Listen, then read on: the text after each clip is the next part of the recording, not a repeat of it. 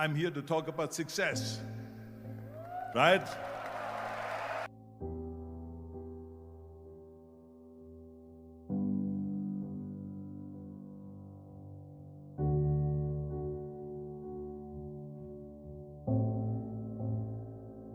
The first rule of success is to have a vision. You see, if you don't have a vision of where you go, and if you don't have a goal where you go, you drift around and you never end up anywhere.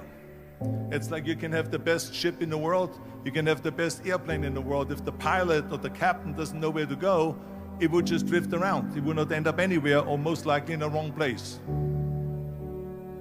So I was very fortunate that I stumbled on my vision. I mean, as you know, I was born in 1947 in Austria after the Second World War.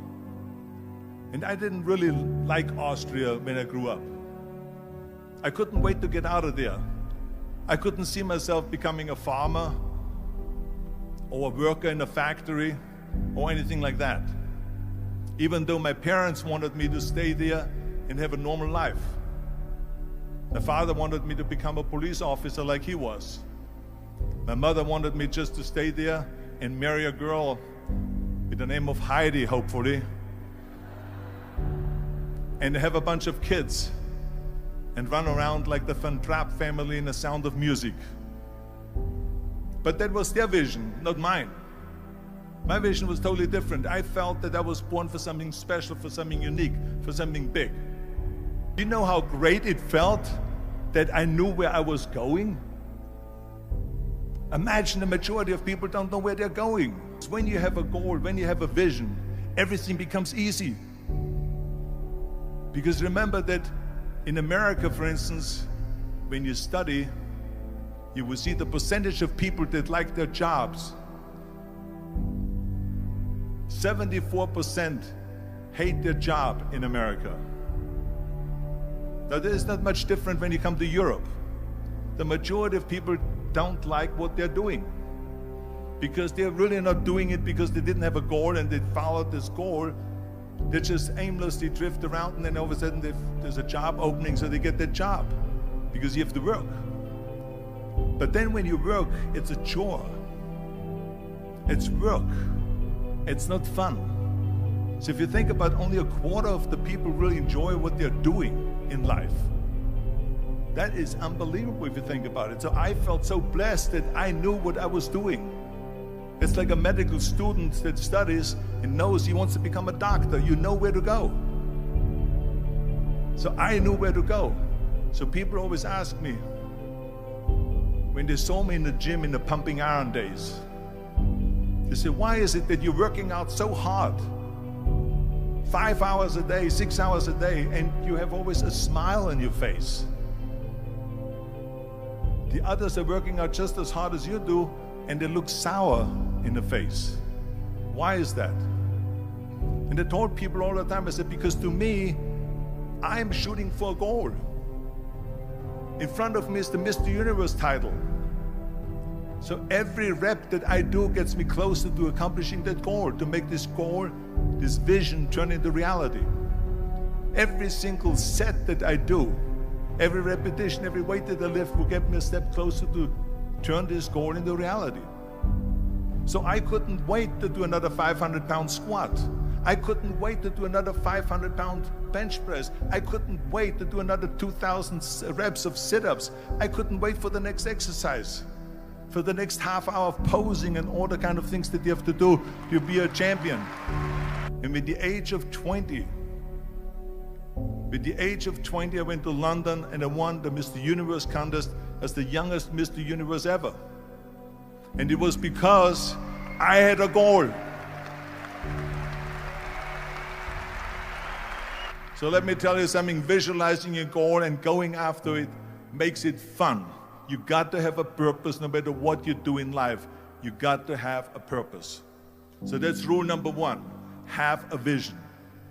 Rule number two is, don't listen to the naysayers. Don't listen to the naysayers.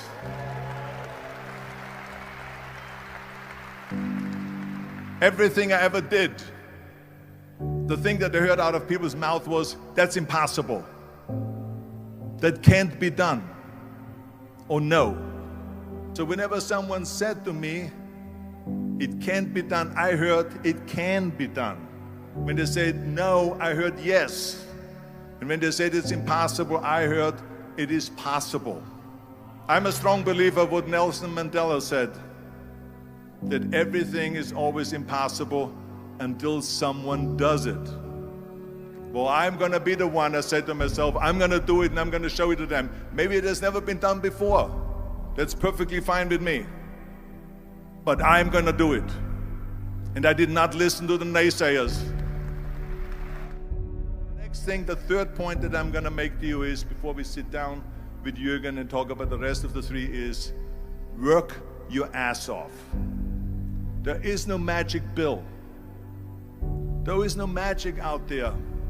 You cannot get around. You have to work and work and work. And it drives me crazy when people say they don't have enough time to go to the gym for 45 minutes a day and work out. Or to do something for 45 minutes to an hour a day to improve. If it is physically improve or if it is mentally to improve. Imagine you read 1 hour a day about history. How much you will learn after 365 hours in 1 year. Think about if you study about the history of musicians, of composers, how much you would know. Imagine if you would work on a business, on some business that you want to develop every day for an hour. Imagine how further along you will go and get.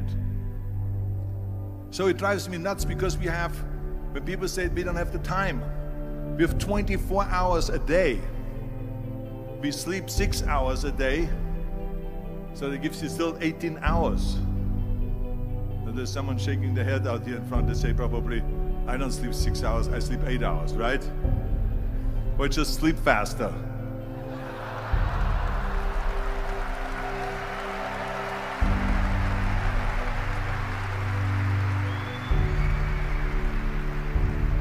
So we have 18 hours a day. The average person works around 8 to 10 hours. So let's assume it's 10 hours, so we have 8 hours left. Then you travel around an hour a day, maybe 2 hours a day. So now you have still 6 hours left. So what do you do with these 6 hours? What do you do with these 6 hours? Then we eat a little bit, then we schmooze a little bit, talk a little bit to people and all that stuff. But you can see how much time there is available if you organize your day. So you got to work hard. I mean, let me tell you something. When I went to America, I went to college. I went and worked out 5 hours a day. And I was working on construction. Because in those days in bodybuilding, there was no money. I didn't have the money for food supplements or anything. So I had to go to work. So I worked on construction. I went to college. I worked out in the gym, and at night from 8 o'clock at night to 12 midnight, I went to acting class 4 times a week. So I did all of that. There was not one single minute that I wasted. I became very friendly with Muhammad Ali in the 70s. And Muhammad Ali worked his butt off. And I saw it firsthand. And I remember that there was a sports writer that was there in the gym when he was working out and he was doing sit-ups. And they asked him, how many sit-ups do you do?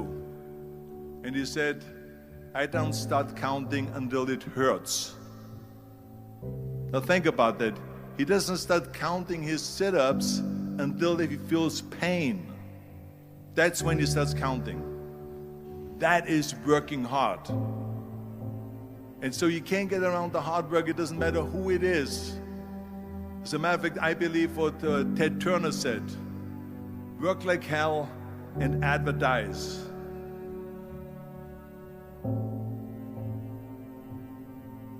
You get it?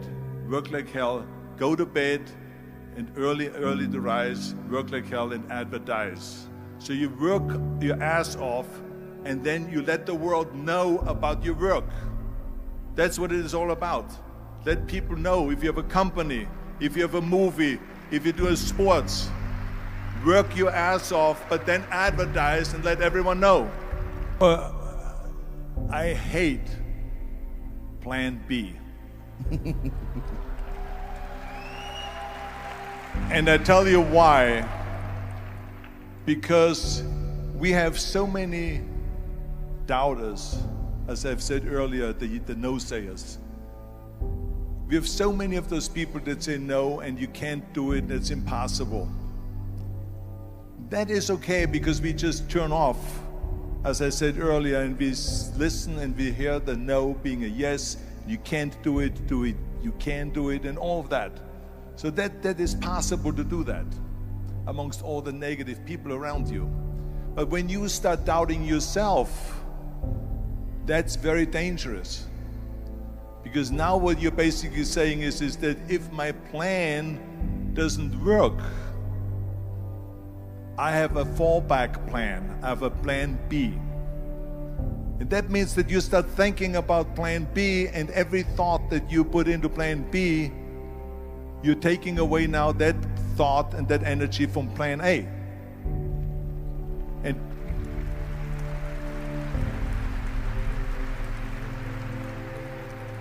And it's very important to understand that we function better if there is no safety net, because plan B becomes a safety net. It says that if I fail, then I fall and I get picked up and I have something else there that will protect me.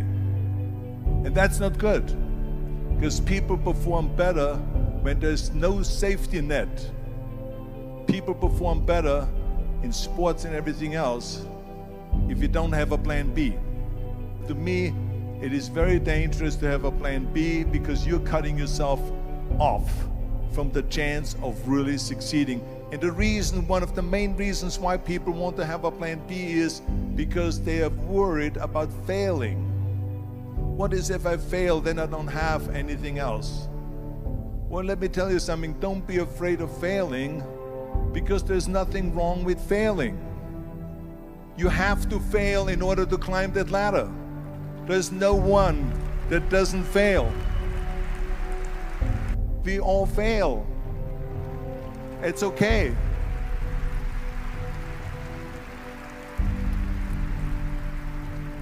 What is not okay is that when you fail, you stay down. Whoever stays down is a loser. And winners will fail and get up, fail and get up, fail and get up. You always get up. That is a winner. That is a winner. Hey, we all lose. We all have losses. This is okay. And this is why I say don't be worried about losing, because when you're afraid of losing, then you get frozen. You get stiff. You're not relaxed. You got to be, in order to perform well in anything, if it's in boxing or if it is on your job or with your thinking, is only happening when you relax. So relax. It's okay to fail. Let's just go all out and give it everything that you got. That's what it is all about. So don't be afraid to fail. This is one of my 6 rules to success. You can only feel complete as a person if you think about what can you do for your fellow member around you that maybe needs help. I felt like that. Everyone has a different motivation why you get into that. I was an immigrant going to America, and I saw how America was the most generous country in the world. I mean, they opened up their arms to me, they helped me, they invited me for Thanksgiving dinner. The people, they brought me, the bodybuilders in the gym brought me plates to my apartment because I had no plates, I had no silverware, I had no bedware, I had no pillows, I had no blanket, I had no TV, I had no radio, I had nothing. They brought it to my apartment. They helped me. And I saw that firsthand, this generosity in America. And I said to myself, as an immigrant that is being embraced with open arms, that I need to go and make sure that I give something back.